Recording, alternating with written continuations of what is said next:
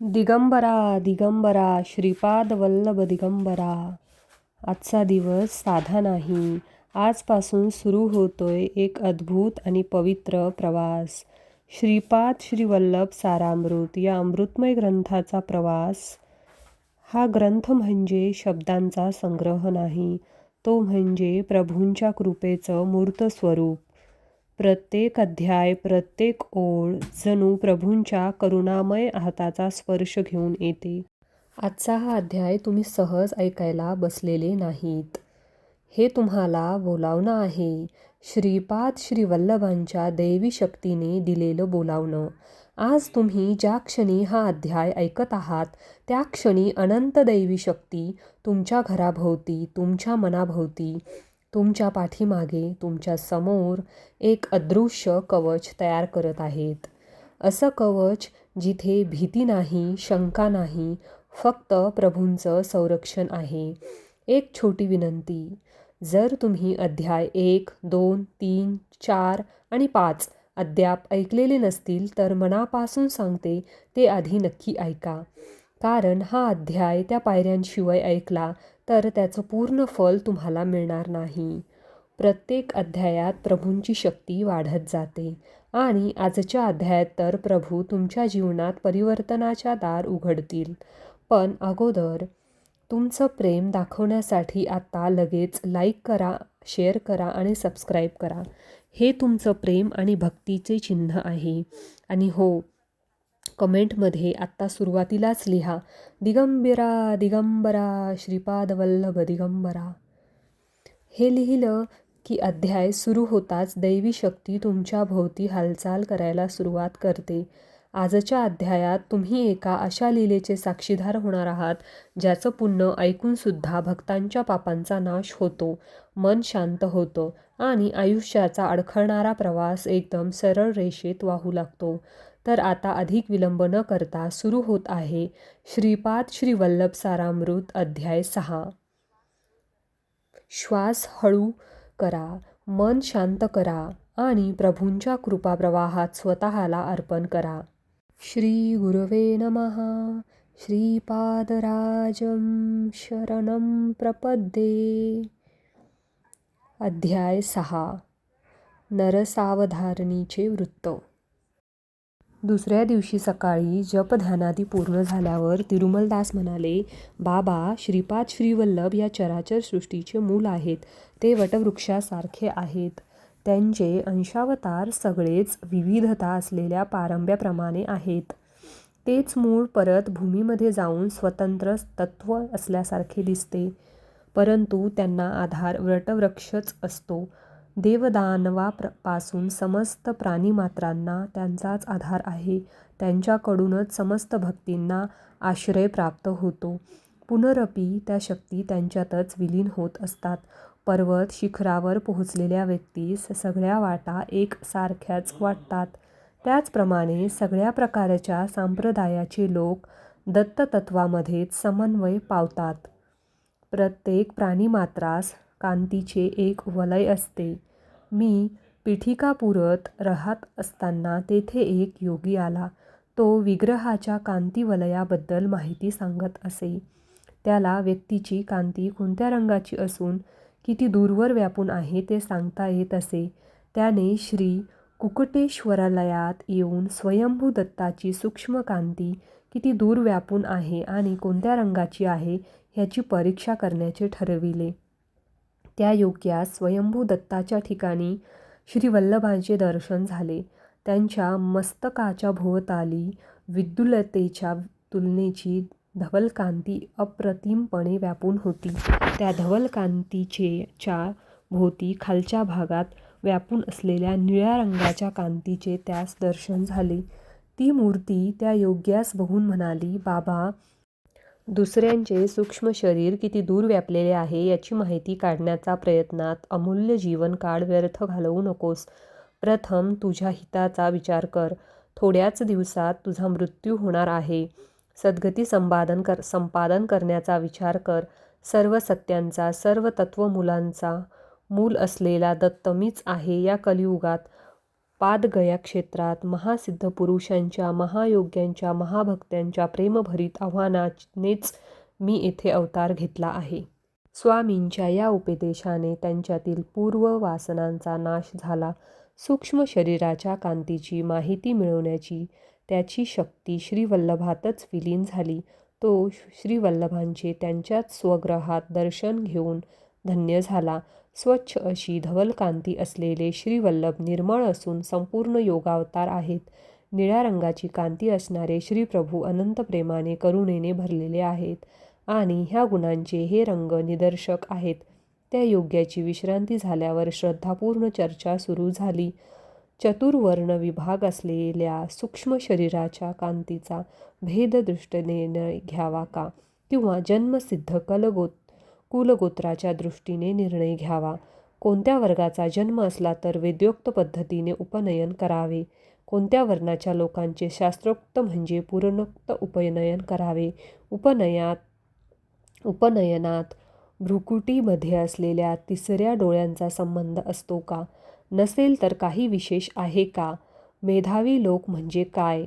अशी चर्चा बराच वेळ गरम चालली होती, परंतु पंडितांचे मतैक्य होत नव्हते. सत्य ऋषीश्वर या नावाचे मल्लादी बापन्नावधानी पीठिकापूर ब्राह्मण परिषदेचे अध्यक्ष होते. त्यांना बापन्नार्य असे सुद्धा लोक श्रद्धेने म्हणत असत. ते मुख्यतः सूर्याची अग्नीची उपासना करीत पीठिकापुरात झालेल्या एका यज्ञाचे अधिपत्य करण्याची त्यांना विनंती केली होती. यज्ञाच्या शेवटी कुंभवृष्टी झाली, अर्थात वर्षा झाली. सकल जनसमुदाय आनंदला. श्री छ्वाई नरसिंह वर्मा या नावाच्या क्षत्रिय गृहस्थांनी श्री सत्य ऋषीश्वरांना त्यांच्या गावात राहावे अशी विनंती केली, परंतु यज्ञयागात मिळालेले धन, दीक्षा, शिधा तेवढेच श्री बापन्ना आर्य घेत असत. त्या द्रव्यास शुद्धी नसेल तर ते स्वीकार करीत नसत. श्री वर्मांच्या विनंतीस त्यांनी नकार दिला. श्री वर्मांची अत्यंत प्रिय असलेली कपल्या गाय होती.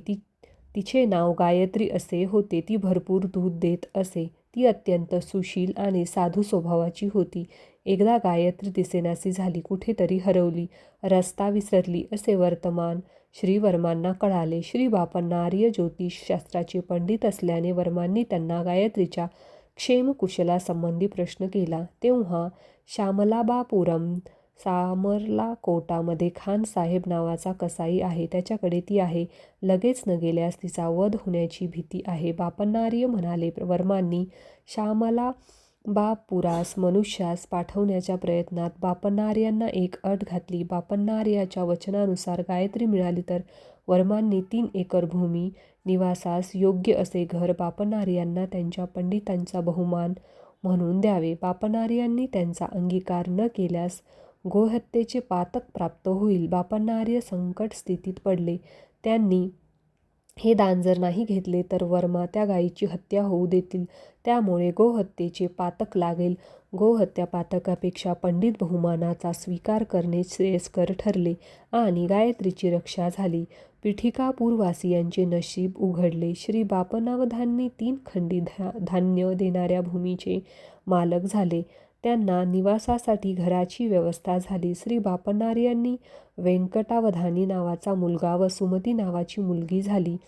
तिच्या जन्मपत्रिकेत सर्व शुभलक्षण असून ती चालते वेळी महाराणीस लाजवील अशी चाल आणि लचक असल्या कारणाने सुमती महाराणी असे तिचे नामकरण झाले. श्री बापन्ना आर्यांची कीर्ती थोड्याच काळात 10 दिशांना पसरली. गंडीकोटा आडनावाचा अप्पल लक्ष्मी नरसिंहराज शर्मा नावाचा भारद्वाज गोत्री अपस्तंभ वैदिक शाखेचा एक बालक पीठिकापुरात आला. त्यांच्या घरी कालाग्निशमन नावाने ओळखली जाणारी दत्ताची मूर्ती होती. ती दत्तमूर्ती पूजेच्या वेळी स्पष्ट बोलत असे, आदेशसुद्धा देत असे. लहानपणीच अप्पल राजू शर्माचे मातृपितृ छत्र हरवले असल्याने तो पोरका झाला होता. पूजासमयी कालाग्निशमनाने तो पीठिकापुरात जाऊन हरितस गोत्रिक अपस्तंभ सूत्राच्या वैदिक शाखेचे मल्लादी बापन्नावधानी यांच्याकडे विद्याभ्यास करावा असा आदेश दिला. श्री बापन्ना आर्यांनी दत्ताच्या आदेशानुसार आपल्या घरी विद्यार्थी म्हणून आलेल्या राजशर्मास माधुकरी न मागू देता आपल्याच घरात भोजनाची व्यवस्था केली. श्री बापण्णा आर्य शनिप्रदोष समयास शिवाराधना करीत असत. घरातील स्त्रिया शनिप्रदोषा दिवशी शिवाचे व्रत करीत असत. पूर्वीच्या काळी नंदयशोदेने शनिप्रदोष शिवाराधना केल्यामुळे साक्षात श्रीकृष्णाचे लालन पालन करण्याचा सुयोग घडून आला. बापण्णा आर्याबरोबर सुदैवाने श्री नरसिंह वर्मा, श्री व्यंकटप्पय्या श्रेष्ठी आणि थोडे प्रमुख वैश्य लोक सहभागी होत. श्री कुकुटेश्वर स्वामींच्या मुखातून निघालेली वाणी. सुमती आणि अप्पलराजूचा विवाह. एक वेळी शनिप्रदोष शिवाराधना झाल्यानंतर श्री कुकुटेश्वराच्या शिवलिंगामधून विद्युत कांती प्रकाशित होती. त्यावेळी त्यातून वाणी झाली. बाबा बापनार्य, निसंदेहपणे तुझी मुलगी सुमती महाराणीस अप्पलराजू शर्मास देऊन विवाह कर. त्यामुळे लोककल्याण होईल. हा दत्तप्रभूंचा निर्णय आहे. या महानिर्णयाचे उल्लंघन करण्याचा हा चराचर सृष्टीमध्ये कुठल्याही व्यक्तीस अधिकार नाही. ही देववाणी व्यंकटप्पय्या श्रीश्रेष्ठीला, नरसिंह वर्माला, तेथे असणाऱ्या सर्व जनसमुदायास ऐकण्यात आली. सगळे आश्चर्यचकित झाले. गोदावरी मंडलांतर्गत ऐनविल्ली या गावातील राजवर्माचे बंधू मित्र परिवारास वर्तमान पाठविले. विवाहाचा निर्णय झाला. राजशर्माला घरदार नव्हते, त्यामुळे थोडा विचार चालला होता. श्री व्यंकटप्पा श्रेष्ठी म्हणाले, मला पुष्कळ घरे आहेत, त्यापैकी एखादे मी राजशर्मास देईन. राजशर्मा दान घेण्यास तयार नव्हते. श्रीश्रेष्ठींनी राजशर्माच्या सोयऱ्याबरोबर बोलून राजशर्माला मिळणाऱ्या वडिलोपार्जित गृह भागाची किंमत लावली. ती 1 वराह, जुन्या काळातील नाणे, ठरवली गेली. श्रीश्रेष्ठींच्या घराची किंमत 12 वराह निश्चित केली. 11 वराह देण्यास माझ्याकडे एक पैपण नाही, असे राजशर्मा म्हणाले. तसे असेल तर मी माझ्या घराची किंमत 1 वराह मात्रच ठरवून विकतो. दान घेण्यास तुम्हास संकोच असेल तर 1 वराह मला देऊन हे घर विकत घ्या, असे श्रेष्ठी म्हणाले. श्रेष्ठींनी जे सांगितले ते धर्मसंमत आहे, असा सगळ्यांनी होकार दिला. श्री सुमती महाराणी आणि श्री अप्पलक्ष्मी नरसिंह शर्मा यांचा विवाह महापंडितांच्या वेदघोषाने, मंगलवाद्याच्या गजरात, मोठ्या थाटामाटात पार पडला. श्रीपाद श्रीवल्लभांचा अवतार अज्ञानाच्या अंधकाराला दूर करण्यासच झाला आहे. त्या कारणाने श्रीप्रभूंनी कालदेवतेला, कर्मदेवतेला शाप दिला. त्या शापास अनुसरून अज्ञानाधारकाचे प्रतीक स्वरूप जन्मांध शिशु आणि अप्राकृतिक प्रगतीचे स्वरूप दर्शवणारे लंगडे बालक अशी 2 बालके राजशर्मास प्राप्त झाली. आपली दोन्ही मुले अशा रीतीने अपंग असल्याने सुमती आणि राजशर्मा अत्यंत दुःखी होते. ऐनविल्ली गावात एक प्रसिद्ध विघ्नेश्वराचे देऊळ आहे.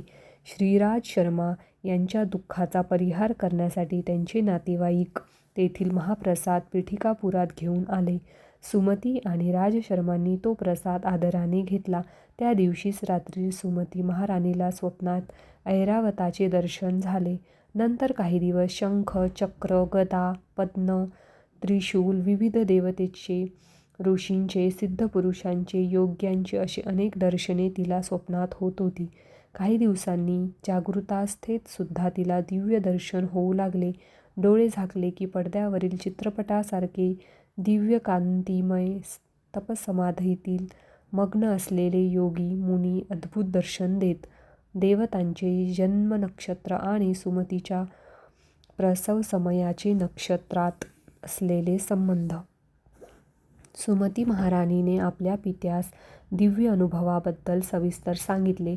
ते म्हणाले, ही सर्व लक्षणे महापुरुषाच्या जननाचे शुभ सूचक आहेत. सुमती महाराणीचे मामा श्रीधर पंडित म्हणाले, बाई सुमती, रवी सूर्य चे जन्म नक्षत्र विशाखाचा आणि श्रीरामावताराचा संबंध आहे. कृतिका हे चंद्राचे जन्म नक्षत्र आहे, ह्याचा आणि श्रीकृष्णावताराचा संबंध आहे. पूर्वाषाढा या नक्षत्रावर जन्मलेल्या अंगारकाचा श्री लक्ष्मी नरसिंह अवताराशी संबंध आहे.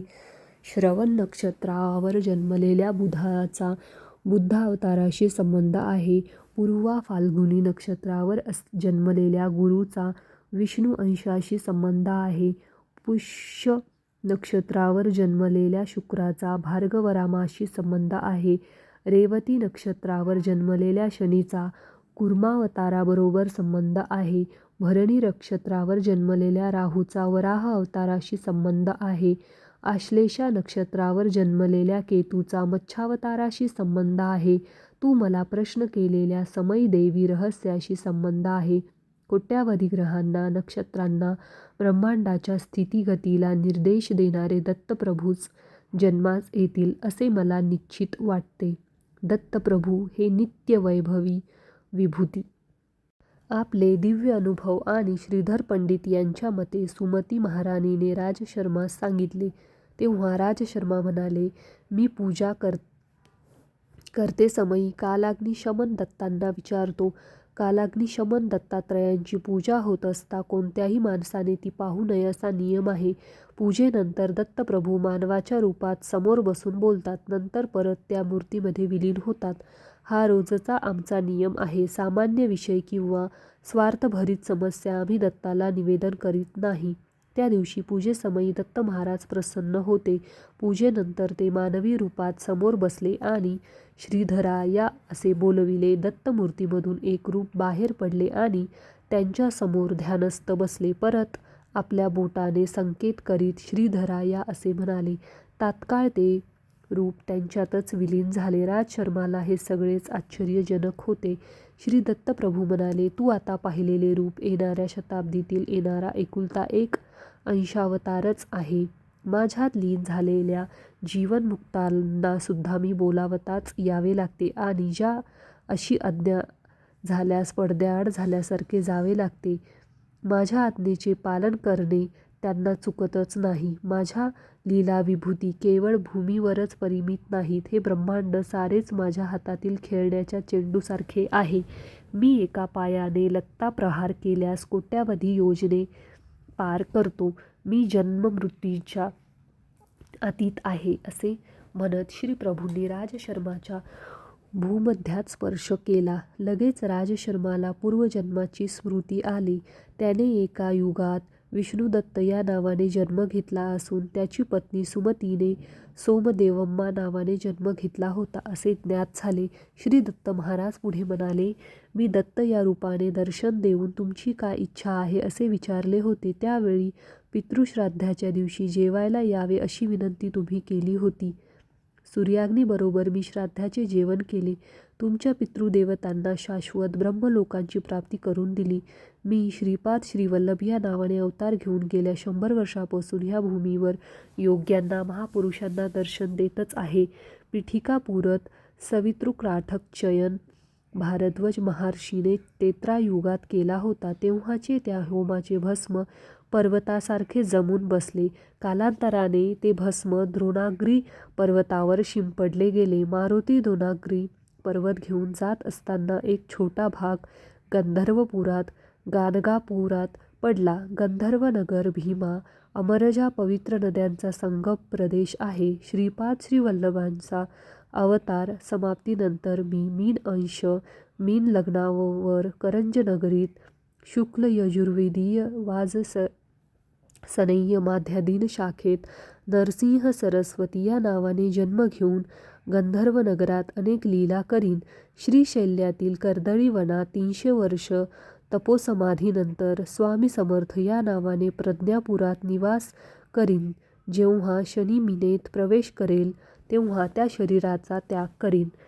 दत्तप्रभूंचे हे वरील वक्तव्य राजशर्माने आपल्या धर्मपत्नीस सांगितले. त्यावेळी सत्तऋषीवर बापणार्य म्हणाले, बाबा राजशर्मा, तुझ्या पूर्वीच्या युगातील जन्मात श्री दत्तप्रभूंना, सूर्याला, अग्नीला श्राद्धभोजन दिलेला तू पुण्यात्मा आहेस. ह्या जन्मात कोणत्याही रूपात दत्त महाराज भोजनदा असे विचारतील.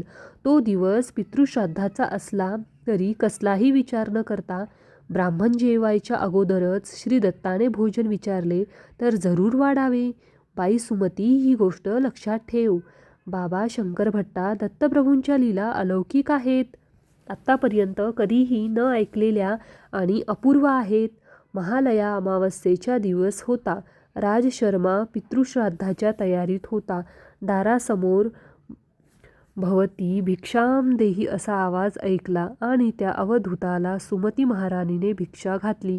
काही मागणे माग असे म्हणणाऱ्या अवधूताला सुमती म्हणाली, बाबा आपण अवधूत आहात. आपले वाक्य म्हणजे सिद्ध वाक्यच आहे. श्रीपाद श्री वल्लभांचा अवतार लवकरच या भूमीवर होईल असे विद्वान लोक सांगतात.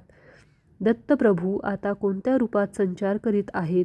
या 100 वर्षापूर्वीपासून या भूमीवर श्री दत्तप्रभू श्रीपाद श्री वल्लभ या रूपात फिरत आहेत असे ज्ञात होत आहे. आपण मला काहीतरी माग असे म्हटलेत. मला श्रीपाद श्री वल्लभांचे रूप पाहण्याची फार तीव्र इच्छा आहे. श्रीपाद श्री वल्लभांचा आविर्भाव प्राकटय. हे शब्द ऐकून त्या अवधूताने भुवने दणाणून जाण्यासारखे, भूकंप आल्यासारखे विकट हास्य केले. सुमती महाराणीला तिच्या सभोवतीचे समस्त विश्व एका क्षणातच अदृश्य झाल्यासारखे वाटले. समोर 16 वर्षे वय असलेला सुंदर बालक यतीच्या रूपात प्रकट झाला आणि म्हणाला, आई, मीच श्रीपाद श्री वल्लभ आहे. मीच दत्त आहे. अवधूतांच्या रूपात असताना श्रीवल्लभांचे रूप पाहण्याची इच्छा व्यक्त केलीस. ती इच्छा पूर्ण करण्यास तुला श्रीवल्लभांच्या रूपात दर्शन दिले. श्रीवल्लभांच्या रूपात असलेल्या मला कोणतेही मागणे मागू शकतेस. तू मला जेवू घालून तृप्त केलेस. जे मागशील ते वरदान द्यावे अशी इच्छा आहे. या जगातील लोकांनी संकल्परूपाने पापकर्म केल्यास पापाचे फळच प्राप्त होते. संकल्पाने पुण्यकर्म केल्यास पुण्यकर्माचे फळ प्राप्त होते. निष्काम कर्माचे आचरण केल्यास त्याला अकर्म म्हणतात. ते सुकर्मही नसते अथवा दुष्कर्मही नसते. अकर्मास पुण्य किंवा पाप असे कोणतेच फळ नाही, म्हणून दुसऱ्याचे फळ द्यावे लागते. ते भगवंताधीन असते.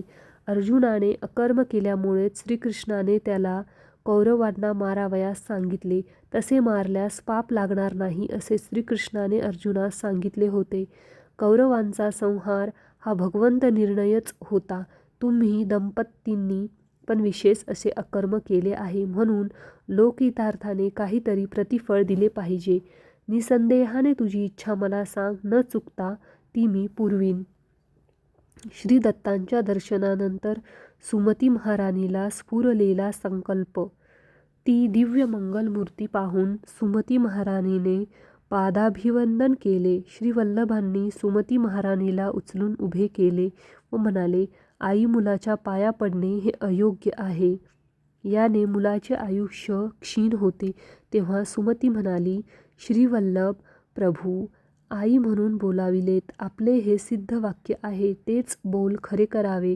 तू माझा मुलगा म्हणून जन्मास यावे. यावर श्री दत्तप्रभूंनी तथास्तु असा आशीर्वाद दिला व म्हणाले, मी श्रीपाद श्रीवल्लभ या रूपाने तुझ्या गर्भात येईन. आईने लेकरांच्या पायावर पडणे हे लेकराचे आयुष्य क्षीण होणेच होय, म्हणून धर्मकर्माच्या सूत्रांच्या उलट जात नाही. मी पुत्ररूपाने 16 वर्षापर्यंत जीवन व्यतीत करेन. त्यावर सुमती म्हणाली, केवढा हा अविचार! 16 वर्षापर्यंतच आयुष्य असे म्हणून विलाप करू लागली. त्यावर श्रीचरणांनी सांगितले, आई, 16 वर्षापर्यंत तुम्ही सांगाल तसे ऐकून राहीन. प्राप्ते तू 16 वर्ष पुत्र मित्रवदाचरेत असे शास्त्रवचन आहे. 16 वर्ष वय असलेल्या मुलाबरोबर मित्रासारखेच वागले पाहिजे. आपल्या इच्छांचे दडपण त्याच्यावर आणू नये. मला लग्न करण्यासाठी बंधन घालू नये. मला यती होऊन स्वच्छेने विहार करण्याची परवानगी द्यावी. माझ्या या संकल्पाच्या विरुद्ध तुम्ही बंधन घातले तर मी घरात राहणार नाही. असे सांगून त्वरित दत्तप्रभू अदृश्य झाले. सुमती महाराणी अवाक झाली. तिला काहीच कळेनासे झाले. घडलेला सारा वृत्तांत तिने आपल्या पतीस विवरण करून सांगितला. तेवढ्यातच अप्पलराजू म्हणाले, सुमती, विचार करू नको. श्री दत्त महाराज या प्रकारे आपल्या घरी भिक्षेस येतील असा विषय तुझ्या वडिलांनी सूचना म्हणून अगोदर सांगून ठेवला होता. श्री दत्त हे करुणेचा महासागर आहेत. श्री वल्लभांचा जन्म होऊ दे, नंतर आपण विचार करू. अप्पलराजूच्या घरी अवधूत आले. ही वार्ता सगळ्या गावात पसरली. पितृदेवांची अत्यंत प्रमुख असलेली महालय अमावस्येच्या दिवशी ब्राह्मण जेवायच्या आधी अवधूतास भिक्षा दिली. ह्या विषयाची चर्चा झाली. श्री बावन्नावधांनी म्हणाले, श्रीपाद श्रीवल्लभांचा जन्म होणार हे सगळेच म्हणतात. अवधूतांना साष्टांग नमस्कार करणे विहितच आहे. त्यामध्ये सुमतीचा काहीच दोष नाही. पुत्ररूपाने जन्मल्यावर त्याला साष्टांग नमस्कार केल्यास बालकाचे आयुष्य क्षीण होते, परंतु अवधूत वेशात असताना साष्टांग नमस्कार करणे चूक नाही. या प्रसंगाने पीठिकापुरातील सर्व ब्राह्मणांची ईर्ष्या वाढली. सर्व ब्राह्मणांची, विशेषत्वाने नरसावधानी या नावाच्या पंडिताची, अमावस्येच्या दिवशी सगळेच पितृकार्यामध्ये निमग्न झालेले होते. भोक्त्याच्या दुष्काळच होता. ही फार मोठी समस्याच पडली. श्री बापनार्यांनी अप्पलराजूच्या घरी मात्र निर्विघ्नपणे कार्य पार पडेल असे सांगितले. शिराज शर्मा कालाग्निशमनाचे दत्ताचे ध्यान करीत होते. तितक्यात भोक्त म्हणून 3 अतिथी आले आणि पितृकार्य निर्विघ्नपणे पार पडले. बाबा शंकर भट्टा, त्या दिवशी वैश्यान्य वद्योक्त उपनयन करण्याचा अधिकार आहे का? नाही, असा विषय चर्चेत मुख्यांश होता. ब्राह्मणांची परिषद जमली. बांगलादेशातील नवद्वीपाहून आशुतोष या नावाचे पंडित पादगया क्षेत्रास आले होते. त्यांच्याकडे अत्यंत प्राचीन नाडी ग्रंथ होते. त्यांना देखील पंडित परिषदेचे आमंत्रण होते. बापनार्यांनी सांगितले, नियमनिष्ठेमध्ये ब्राह्मण, क्षत्रिय, वैश्य समानच असतात. श्रीपादांच्या जन्मसमयी दुग्गोचर झालेले अद्भुत दृश्य. इतक्यात मी म्हणालो, महाराज, श्रीपाद प्रभूंच्या लीला विस्तारपूर्वक सांगून मला धन्य करावे. अरे शंकर भट्टा, नरसावधानी बापनार्यांवर क्रोधित झाले व ऐन प्रकारेन त्यांचा अपमान करण्याची त्यांनी ठरवले. त्यांची नरसावधानींची बंगलामुखी साधना विफल होण्याचे एकमेव कारण बापनार्यच आहेत असे त्यांच्या मनाने ठामपणे घेतले होते. तांत्रिक प्रयोगाने बापनार्याने त्यांची मंत्रसिद्धी निष्प्रभ केली असा कुप्रचार करण्यास त्यांनी सुरुवात केली. नाडी ग्रंथात श्रीपाद प्रभूंच्या अवताराविषयी जे विवरण होते ते त्यांनी विचलित करीत होते. नाडी ग्रंथ हा मूलतः अविश्वसनीय आहे. बापनार्यांनी मत्स्याहारी ब्राह्मणास भोजन दिले, हा अनाचार घडला असा नरसावधानी यांनी वाद मांडला. मनुष्य पूर्ण ब्रह्माचा अवतार कदापि होऊ शकत नाही, तर तान्हे बाळ श्रीपाद श्रीवल्लभ सर्वांतर्यामी, सर्वज्ञ, सर्वशक्तिमान असे श्री दत्तप्रभूंचे कसे बरे अवतार होऊ शकतील? श्रीपाद प्रभूंनी अगदी लहान असताना केलेला प्रणवोच्चार, पाळण्यात असताना केलेला शास्त्रप्रसंग आणि वयास न शोभणारे प्रज्ञेचे प्रदर्शन नरसावधानींनी पटले नाही. एखादा विद्वान ब्राह्मण श्रीपादांच्या शरीरात प्रवेश करून असे बोलतो आहे असा त्यांनी प्रचार केला. श्री कुकुटेश्वराच्या मंदिरात असलेले स्वयंभू तेच खरे दत्तात्रय आहेत, तेच वर प्रदान करणारे आहेत. या बालकास दत्तस्वरूप मानणे चुकीचे आहे असा नरसावधानी यांनी सर्वांचा समज करून देण्याचा प्रयत्न केला. श्रीपादांच्या जन्मानंतर सतत 9 दिवसापर्यंत ज्या जागेवर त्यांना निजवत असत त्या जागी एक 3 फण्यांचा नाग आपला फणा उभारून बाळावर छाया करीत असे. श्रीपाद मातेच्या गर्भातून साधारण बालकाप्रमाणे जन्मास न येता ज्योती स्वरूपाने अवतरले होते. जन्म होता क्षणीच महाराणी सुमती मूर्छित झाल्या. प्रसूतिगृहातून मंगलवाद्यांचा ध्वनी येऊ लागला. थोड्या वेळात आकाशवाणी झाली व सर्वांना बाहेर जाण्याचा आदेश झाला. श्रीपादांच्या सानिध्यात 4 वेद, 18 पुराणे आणि महापुरुष ज्योतिरूपाने प्रगट झाले व पवित्र वेदमंत्राचा घोष बाहेर सर्वांना ऐकू येऊ लागला. थोड्या वेळाने सर्वत्र शांतता पसरली. या अद्भुत घटना बापनार्यांना सुद्धा अगम्य व आश्चर्यकारक वाटल्या. श्रीपादांच्या बाललीला. श्रीपाद आता 1 वर्षाचे झाले होते. ते 8-10 महिन्यांचे असतानाच त्यांचे आजोबा बापनार्याबरोबर पंडित परिषदेस जात असत.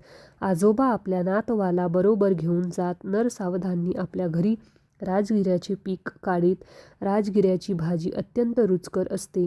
गावातील लोक नरसावधानींना ती भाजी देण्याची विनंती करीत, परंतु ते ती भाजी कोणालाच देत नसत. कोणाकडून काही विशेष काम करून घ्यायचे असल्यास त्याला ती भाजी देत व इच्छित काम करून घेत. श्रीपादांनी एकदा आपल्या आईस राजगिऱ्याची भाजी करण्यास सांगितले. ती भाजीसुद्धा नरसावधानीच्या घरचीच त्यांना हवी होती, परंतु हे काम कठीण होते. श्रीपाद लहान असतानाच स्वच्छेने चालत नरसाधावनींच्या घरी जात असत. त्यांच्या घरी शास्त्राविषयी चर्चा करीत, तसेच चित्रविचित्र लीला करीत. पिठिकापुरात एका महापंडितांचा मृत्यू झाला होता. त्या पंडिताचा प्रेतात्मा श्रीपादाकडून विचित्र कार्य करवून घेत आहे. या बालकास योग्य ते उपचार न करता बापनार्य व राजशर्मा हे दोघे या बालकास दत्तावतारी समजत आहेत असे नरसावधानी सर्वांना सांगत. पिठिकापूर हे पादगया क्षेत्र असून पितृदेवांचे प्रधान स्थान आहे. विगत आत्म्याशी संपर्क साधून संभाषण करण्याचे सामर्थ्य असलेले तत्त्ववेत्ते येथे राहत असत. श्रीपादांच्या शरीरात कोणत्या तरी महापंडिताचा आत्माच वास करीत आहे आणि त्यांच्याकडून अगम्य अशा लीला करवून घेत आहे, अशी धारणा पिठिकापुरममध्ये दृढ होत होती. तिरुमलदास पुढे म्हणाले, मी मलयाद्रीपुरमहून पिठिकापुरम येथे आलो तेव्हा श्री बापनार्य आणि राजशर्मा यांच्या घरचा रजक होतो. नरसावधानीच्या घरचा जो रजक होता तो वृद्धावस्थेने मरण पावला होता. त्या रजकाचा मुलगा वायस्पूर अग्रहर सध्याचे काकाकिनाडा हे येथे निघून गेला होता. त्यामुळे त्याच्या घरचे रजकाचे काम मला मिळाले होते. मी लहानपणापासून बापनार्युलूच्या सहवासात असल्याने माझ्यातील सत्प्रवृत्ती जागृत झाली होती व अध्यात्माची ज्योत प्रज्वलित झाली होती. ज्या दिवशी मी नरसावधानींना पाहत असे त्या दिवशी मला पोटाचा विकार होऊन अन्नग्रहण न करण्याइतकी माझी दीन अवस्था होई. नरसावधानीचे कपडे मी स्वतः न धुता माझा मुलगा रविदास ते धुत असे. सात्विक प्रवृत्तीच्या लोकांचेच कपडे मी स्वतः धुत असे. नरसावधानीचे कपडे मी स्वतः न धुता ते माझा मोठा मुलगा रविदास धुतो. ही वार्ता त्यांच्या कानी गेली. त्यांचे कपडे मी स्वतः धुवावे अशी त्यांनी आज्ञा केली. ती आज्ञा मानून मी नरसावधानीचे कपडे स्वतः धुवू लागलो. मी कपडे धुत असताना श्रीपादाचे नामस्मरण करीत असे. मी धुतलेले कपडे घेऊन रविदास नरसावधानीकडे गेला. मी धुतलेले कपडे जेव्हा सगळ्यांनी घातले तेव्हा कुणालाच काही झाले नाही.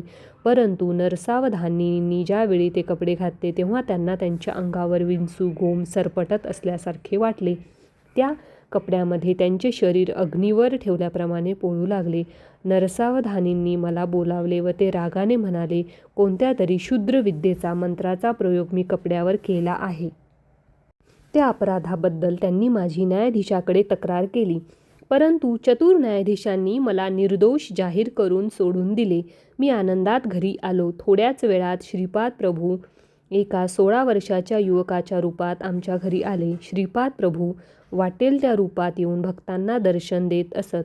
मी आश्चर्याने म्हणालो, महाराज, आपण उत्तम अशा ब्राह्मण कुलामध्ये जन्मलेले आहात, तेव्हा आमच्यासारख्या रजकांच्या वस्तीत येणे काही योग्य नाही. तेव्हा प्रभू म्हणाले, नरसावधानीसारखे पापाचे गाठोडे डोक्यावर वाहणारे ब्राह्मण खरे तर रजकापेक्षा कमी दर्जाचे असतात, परंतु तुझ्यासारखे ब्राह्मणांची ओढ असलेले रजक त्यांच्यापेक्षा श्रेष्ठच असतात. श्रीपादांचे ते शब्द ऐकून मी त्यांच्या चरणावर नतमस्तक झालो आणि ढसाढसा रडलो. श्रीप्रभूंनी माझ्याकडे अमृतदृष्टीने पाहिले व आपल्या दिव्य हातांचा स्पर्श करून मला उठविले. नंतर त्यांनी आपला उजवा हात माझ्या शरीरावर ठेवला आणि त्याच क्षणी मला पूर्वीचे जन्म आठवले. माझ्यातील योगी शक्तींना चालना मिळाली. कुंडलिनी शक्ती सुद्धा जागृत झाल्याचा अनुभव येऊ लागला. श्रीपाद प्रभू हळूहळू पाऊले टाकीत अंतर्धान पावले. श्रीपाद प्रभूंनी आपल्या आईजवळ राजगिऱ्याची भाजी करून देण्याचा हट्ट केला. त्यांना नरसावधानींच्या घरातील भाजी हवी होती, परंतु ती गोष्ट अशक्य वाटत होती. यावेळी बापनार्य म्हणाले, श्रीपादा, उद्या सकाळी मी तुला नरसावधानींच्या घरी घेऊन जातो. तू स्वतः त्यांना राजगिऱ्याची भाजी देण्याची विनंती कर, परंतु जर त्यांनी ती भाजी देण्यास नकार दिला तर त्या भाजीसाठी पुन्हा कधी हट्ट करू नकोस. दुसऱ्या दिवशी बापनार्य बालक श्रीपादाला घेऊन नरसावधानीकडे गेले. त्यांच्या घरी जाताच बापनार्य श्रीपादांना म्हणाले, श्रीपादा, मोठ्यांना नमस्कार करून त्यांचे आशीर्वाद घ्यावेत. नरसावधानी बाहेर ओसरीवर बसले होते. त्यांची लांब शिखा पाठीवर रुळत होती. ती नरसावधानींना अत्यंत प्रिय होती. श्रीपादांनी नरसावधानीकडे बघितले व 2 हात जोडून त्यांना नमस्कार केला. श्रीपादांची तीक्ष्ण नजर नरसावधानींच्या पाठीवर विसावलेल्या शिखेवर पडली आणि काय आश्चर्य, ती आपोआप गळून खाली पडली. ती पाहून नरसावधानी अगदीच गोंधळून गेली. यावेळी श्रीपाद म्हणाले, आजोबा, नरसावधानी आजोबांची अत्यंत प्रिय असलेली शिखा गळून पडली. आता त्यांच्याकडे राजगिऱ्याची भाजी मागणे योग्य होईल काय? चला आपण घरी जाऊ. श्रीपादांनी राजगिऱ्याची भाजी पुन्हा कधीही विचारली नाही. श्रीपादांच्या नमस्कारामुळे झालेले नुकसान नरसावधानींच्या लक्षात आले. ते ध्यानात बसले असता त्यांच्या शरीरातून त्यांच्यासारखेच दिसणारे एक तेजोवलय बाहेर पडले. नरसावधानींनी त्या तेजोवलयास विचारले, तू कोण? कोठे चाललास? तेजपूज्य नरसावधानीसारखे दिसणाऱ्या आकृतीने उत्तर दिले, मी तुझ्यात राहणारे पुण्य शरीर आहे. तू आतापर्यंत कितीतरी वेद पठन केलेले आहेस, स्वयंभू दत्तात्रयांची आराधना केलीस, परंतु साक्षात श्री दत्तात्रयांचे अवतार श्रीपाद श्रीवल्लभांचा अपमान केलास. तुला तुझ्या शिखेवर राजगिऱ्याच्या भाजीवर असलेले प्रेम, आसक्तीचा एक लशांश प्रेम जरी श्रीपादांच्या विषयी असते तर तुझ्या जन्माचे सार्थक झाले असते. परंतु मोहपाशांनी स्वतःस बांधून घेऊन मोक्षाची एक दिव्य संधी घालवलीस. तू लवकरच दरिद्री होशील. त्या दरिद्र्याचे हरण करण्यासाठी श्रीपाद प्रभूंनी तुला शाकदान मागितले होते. त्यांना जर तू ते दान दिले असतेस तर तुला आता येणारे दारिद्र्य न येता उत्तम ऐश्वर्य प्राप्त झाले असते. तू स्वतः आपल्या हातांनी ही संधी दवडलीस. श्रीपाद प्रभू करुणेचे सागर आहेत. हा अवतार संपल्यावर ते दुसरा नरसिंह सरस्वती नावाने अवतार ग्रहण करतील.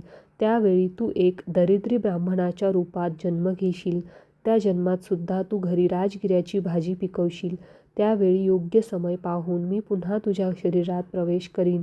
त्यावेळी श्रीपाद प्रभू तुझ्या घरी भिक्षेसाठी येतील. तू प्रेमाने वाढलेली भिक्षा घेऊन तुला ते ऐश्वर्य प्रदान करतील.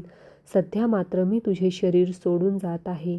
श्रीपाद प्रभूंनी केलेला नमस्कार तुला नव्हता, तर तुझ्यातील पुण्य स्वरूपात वास्तव्य करणाऱ्या मला होता. त्यांनी मला तुला सोडून देऊन त्यांच्या स्वरूपात लीन होण्याची आज्ञा केली होती. त्यानुसार मी श्रीपादांच्या स्वरूपात लीन होण्यास जात आहे. आता तुझ्या शरीरात केवळ पाप पुरुषच उरला आहे. असे बोलून तो पुण्यात्मा श्रीपादांमध्ये विलीन झाला. कालांतराने नरसावधानींची प्रकृती क्षीण होत गेली. लोक त्यांच्या शब्दांचा निरादर करू लागले. त्यांच्या चेहऱ्यावर विलसणारे विद्वत्तेचे तेज लोप पावले. याच वेळी पीठिकापुरात विषूची, कॉलराची साथ पसरली. यात अनेक ग्रामवासी या रोगास बळी पडले. दूषित पाण्यामुळे हा रोग बळावत असल्याचा निष्कर्ष गावातील वैद्यांनी काढला. भयभीत झालेल्या ग्रामवासियांनी या महामारीच्या रोगावर शास्त्रीय रीतीने निर्मूलन पद्धती काढावी अशी प्रार्थना श्री बापनार्यांना केली. श्री बापनार्यांनी आपल्या अंतर्दृष्टीने जाणले की महामारी जलदोषाने झालेली नसून वायुमंडल कुलुषित झाल्याने झाली आहे. परंतु बापनार्यांचे हे मत गावातील वैद्यांना पटले नाही. ग्रामस्थांनी ग्रामदेवतेस पशुबली देऊन तांत्रिकाकडून विविध प्रकारच्या पूजा महामारीच्या निर्मूलनासाठी केल्या. पशूचा बळी दिल्याने त्यांच्यातील प्राणशक्ती बळजबरीने बाहेर काढली जाते व तिला मंत्रोच्चाराने वश करून घेतात. प्राणशक्तीस वृद्धिंगत करण्यासाठी योग्याच्या प्रक्रिया किंवा सात्विक आराधनेचा अवलंब करणे अधिक योग्य आहे, असे श्री बापनार्यांचे मत होते. त्यांनी ग्रामवासियांना असे सुचवले, परंतु अंधश्रद्धेने त्यांनी पशुबळी देण्यास थांबविले नाही. गावातील काही मंडळींनी पशुबळीचा विषय श्रीपाद प्रभूंपुढे काढला. त्यावर श्रीपाद म्हणाले, ग्रामदेवतेस विनंती केली आहे की तिने पशुबळाचा स्वीकार करू नये. श्रीपादांच्या आज्ञेनुसार ग्रामदेवता समुद्रस्नान करण्यास गेली आहे. आता दूध उतू घालून देवतेस नैवेद्य अर्पण केल्यास या रोगराईपासून तुमची सुटका होईल. कालिकेचे रूप धारण केलेली ग्रामदेवता शांत होईल. ही वार्ता गावातील सर्व लोकांना कळविण्यासाठी एका चर्मकारास बोलावून चर्मवाद्यावर दवंडी पेटविण्यास सांगितली. दवंडी कोणी पिटायची असे विचारल्यावर श्रीपाद म्हणाले, विषूची रोगाने ग्रस्त वैकय्या याने दवंडी पिटावी असा माझा निरोप त्यास सांगा. ते सर्व ग्रामवासी वैकय्याजवळ गेले. तो मरणासन्न होता. त्याला हा निरोप देताच तो मूर्छित पडला. एका घटकेनंतर जेव्हा तो शुद्धीवर आला तेव्हा तो पूर्णपणे बरा झाला होता. ही बातमी हा हा म्हणता संपूर्ण पीठापूरमध्ये चर्चेचा विषय झाली. व्यत्ययाने गावात फिरून चोहीकडे दवंडी पिटवली. बापनार्यांनी आपल्या सेवकास पाण्याने भरलेले एक मोठे भांडे त्यांच्या समोर आणून ठेवण्यास सांगितले. वायुमंडलातील विषारी किटाणूंचा नाश करण्यासाठी योग्य त्या मंत्राचे संधान केले आणि तात्काळ हवेतील विषारी किटाणू पाण्यात टप-टप येऊन पडले. अशा प्रकारे वायुमंडल शुद्ध झाले आणि महामारी रोगाचे निर्मूलन झाले. श्रीपादांच्या जन्मतिथीस वाढदिवसाच्या दिवशी राजशर्मा पत्नीसह श्रीपादांना घेऊन बाळाचे आजोबा श्री बापनार्य यांच्याकडे आले.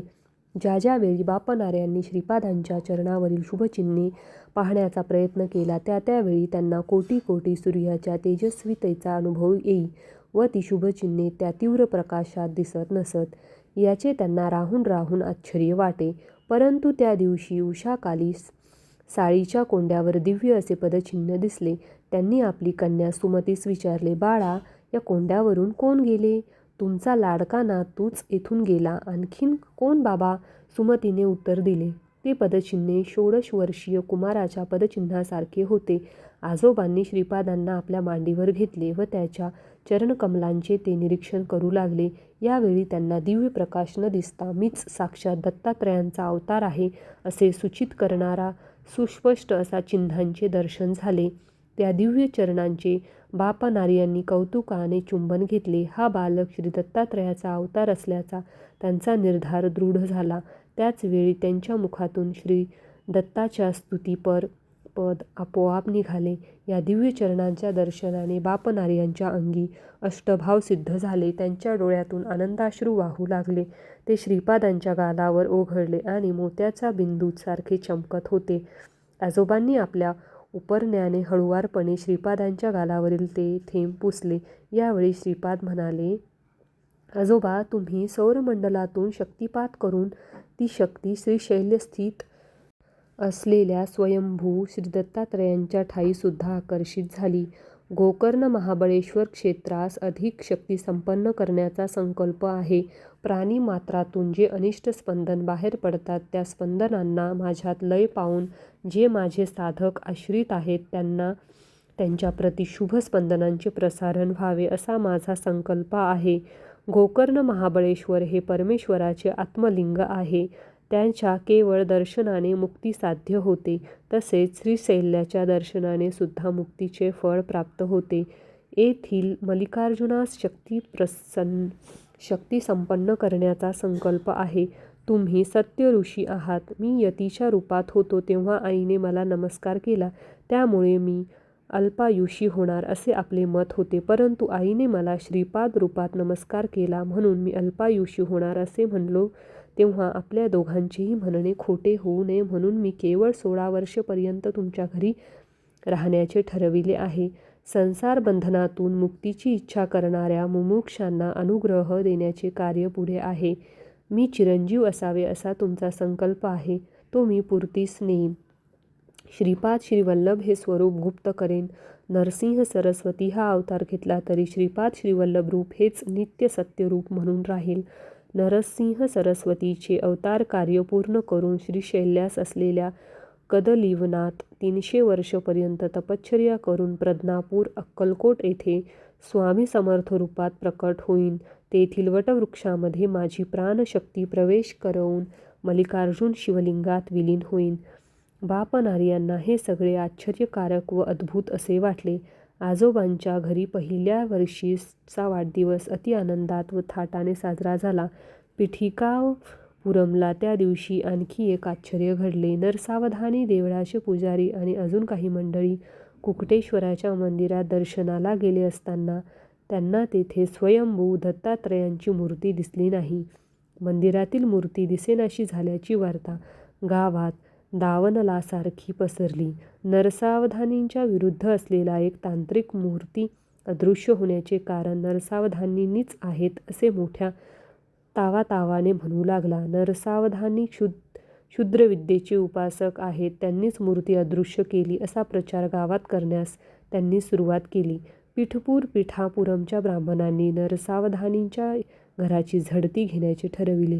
ते ब्राह्मण श्री बापनार्यांना भेटले व झालेला प्रकार सांगितला. तेव्हा बापनार्य त्या ब्राह्मणास म्हणाले, सत्य प्रत्ययास येईपर्यंत मौन राहावे. योग्य वेळी या प्रश्नाचे समाधान होईल. नरसावधानींच्या घराची झडती घेऊन संशयित स्थळी खोदकाम केल्यावर तेथे मानव कपाल व क्षुद्र विद्येस उपयोगी पडणाऱ्या काही वस्तू सापडल्या, परंतु श्री दत्तात्रयांची मूर्ती मात्र मिळाली नाही. श्री नरसावधानी मूर्तीच्या चोरीच्या आरोपापासून मुक्त झाले, परंतु ते क्षुद्रविद्येचे उपासक असल्याचे सिद्ध झाले. दिवसेंदिवस त्यांची प्रकृती क्षीण होत होती. त्यांच्याकडे एक वांस गाय होती. तिला बैलाप्रमाणे शेतीच्या कामासाठी वापरीत व वेळेवर दाना पाणीसुद्धा देत नसत. एके दिवशी नरसावधानींच्या विरुद्ध असलेल्या तांत्रिकाने त्या गायीच्या शरीरात क्षुधाशक्तीचे आवाहन केले. त्यामुळे त्या गायीने खुंटाचे बंधन तोडून टाकून ती घरात शिरली व घरच्या लोकांना शिंगाने मारू लागली. नरसावधानींनी अतिप्रेमाने लावलेला राजगिऱ्याच्या भाजीचा मळा तिने उद्ध्वस्त केला. त्या गायीच्या जवळ जाऊन तिला दोरीने बांधणे कोणासच शक्य झाले नाही. त्याच दिवशी नरसावधानींच्या घरी त्यांच्या आईचे श्राद्ध होते. श्राद्धाचा संपूर्ण स्वयंपाक झाला होता. श्राद्धाच्या ब्राह्मणांचे भोजन झाले होते. घरच्या मंडळीचे मात्र जेवण अजून झाले नव्हते. त्या गायीने सारे अन्न व वडे खाऊन टाकले. याच वेळी बालक श्रीपाद प्रभू आपल्या वडिलांना नरसावधानींच्या घरी घेऊन जाण्याचा हट्ट करू लागले. श्रीराज शर्मा त्यांना घेऊन नरसावधानींच्या घरासमोर जाऊन उभे राहिले. तेवढ्यात ती गाय नरसावधानींच्या घरातून बाहेर आली. तिने अंगणात उभे असलेल्या श्रीपादांना 3 प्रदक्षिणा घातल्या व नंतर त्यांच्या चरणी नतमस्तक झाली. त्याच अवस्थेत गतप्राण झाली. या प्रसंगानंतर गावातील लोक अनेक मते व्यक्त करू लागले. गायीने खाल्लेल्या वड्यामध्ये विष होते व ते खाल्ल्याने गाय मरण पावली. आता नरसावधानींना गोहत्येचे पातक लागले असे नाना लोकापवाद उठू लागले. त्यामुळे नरसावधानी त्रस्त झाले होते. त्या गायीने श्रीपादांना 3 प्रदक्षिणा घातल्या व नंतर त्यांच्या चरणावर मस्तक ठेवून प्राण सोडले. त्या कारणाने श्रीपाद हे दैवी अवतार असल्याची सर्व लोकांची खात्री झाली. राजशर्मांना आयुर्वेद शास्त्राचे ज्ञान होते. ते नरसावधानींच्या विनंतीनुसार त्यांचा औषधोपचार करीत होते, परंतु त्यांच्या दुर्धर रोगावर औषधांचा काही परिणाम दिसून येत नव्हता. नरसावधानींची प्रकृती खालावतच गेली आणि त्या रोगातच त्यांच्या एके दिवशी देहांत झाला. नरसावधानींच्या मृत्यूमुळे गावातील लोक श्रीराजशर्मांनी त्यांना उत्तम औषध दिले नाही, त्यामुळे ते आपल्या जीवास मुकले असे बोलू लागले. काही जण म्हणू लागले की श्रीपाद श्रीवल्लभ नरसावधानीकडे रोज जात असत. ते जर दत्तावतारी असते तर नरसावधानींचा मृत्यू कसा झाला? अनेकांनी गोहत्येचे पातकच त्यांच्या देहांताचे कारण असल्याचा निर्वाळा दिला. नरसावधानींच्या कुटुंबियांचे सांत्वन करण्यासाठी श्रीराज शर्मा व श्रीपाद गेले असताना नरसावधानींच्या पत्नीने त्यांचा हात धरून म्हटले, अरे बाळा श्रीपादा, चिमूटभर सौभाग्याची वाण घेण्यासाठी मी दूरदूरपर्यंत हळदी कुंकवास जात होते. तू दत्तात्रयच आहेस तर नरसावधानी आजोबांना जिवंत करणे तुला शक्य नाही का? असे म्हणून ती माऊली रडू लागली.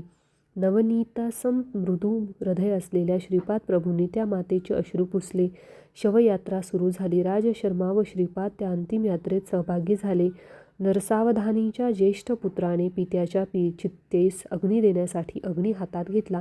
त्याचवेळी श्रीपादांच्या नयनातून 2 थेंब बाहेर पडले. याचवेळी मेघगर्जनेसारखा आवाजात श्रीपाद म्हणाले, आहा, मृत झालेल्या पित्याच्या शरीरास अग्नी देणारे पुत्र तर पाहिले, परंतु जिवंत पित्यास अग्नी देणाऱ्या पुत्रास पाहिले नाही.